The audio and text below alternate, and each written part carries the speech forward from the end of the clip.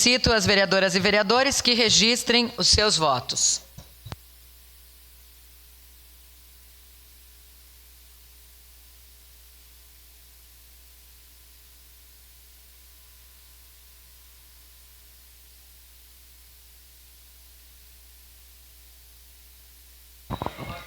Voto sim, senhora presidente.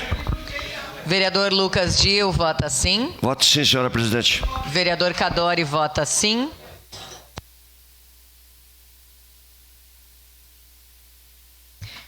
Encerrado o registro dos votos, encerrada a votação. O requerimento número 24/2024 foi aprovado por unanimidade das vereadoras e vereadores. A ausência do vereador professor Zanquim. Suspendo a sessão agora por alguns minutos, nós já retornaremos.